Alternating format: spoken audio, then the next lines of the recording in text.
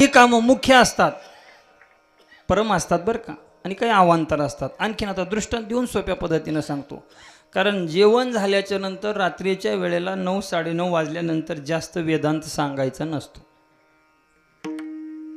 का सांगायचा नसतो? श्रोत्यांना कळत नाही म्हणून सांगायचा नसतो. मग श्रोते तात्काळ समाधीमध्ये जातात म्हणून सांगायचं नसतं. विठाला विठाला. म्हणजे रात्रीचा वेदांत हा लवकर पचनी पडतो, सकाळी वेळ लागतो. मग थोडं सोप्या पद्धतीनं सांगतो. एक मालक आणि नौकर महाराज मजल दर मजल करत पुढच्या गावाला चालले होते काही कामानिमित्त. पण गाव खूप दूर असल्यामुळे त्या मालकाने विचार केला, माझे पाय चलून चलून दुखायला लागलेत. अरे उद्या आपण काय करणार आहे? आपण निमगावला जाणार आहे. जाता जाता निमगाव रस्त्यात लागणार आहे. उद्या बाजार आहे. मग म्हणे उद्या आपल्याला घोडा घ्यायचा. घोडा घेतल्यामुळे जेणेकरून आपल्याला जे चालावं लागणार आहे ना ते तेवढं जाईल आपलं सगळं. बरं ठीक आहे. सकाळ झाली. मालकाने पैसे मोजले, नौकराच्या हातात दिले, सांगितलं जा आणि उद्या बाजारातून घोडा घेऊन ये.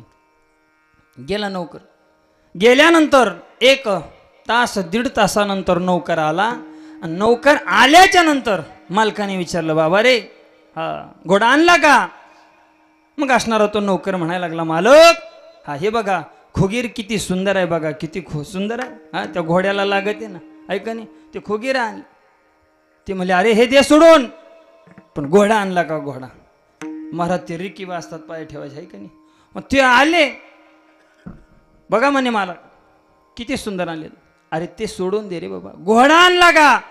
त्याने तो घोड्याच्या डोक्यावरला तुरा दाखवला. म्हणे मालक हे तुरा किती सुंदर आहे बघा. मालकाला रागच आला. अरे तुला काय सांगतोय मी, घोडा आणला का?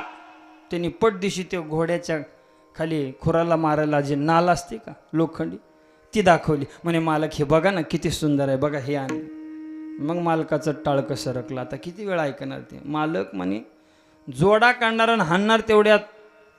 मालक म्हणले तुला कळत नाही का, तुला घोडा आणला का विचारतोय? म्हणले मालक कसा आणणार, हे सगळं साहित्य घेतलं आणि त्याच्यामध्ये सगळे पैसे संपून गेले आणि घोडा कसा आणणार? मग मालकाने 2 जोडे निबर हाणले महाराज चांबड्याचे. अरे मूर्खा, तुला सांगितलं होतं घोडा आणायला. अरे हे साहित्य आपण पुढच्या सुद्धा बाजारात घेतलं असतं. अरे प्रवास करायचे आपल्याला, आधी घोडा महत्वाचा आहे, साहित्य नाही. विठाला विठाला. तसं आपण त्यांना हसतो पण आपलं तेच चालू आहे. सामान गोळा करण्यातच आयुष्य चालू आहे, पण घोडा बाजूला राहायला लागला. दृष्टांत संपला. सिद्धांत ऐका. देवरूपी माल संतांची संगत हे बाजूला राहायला लागली.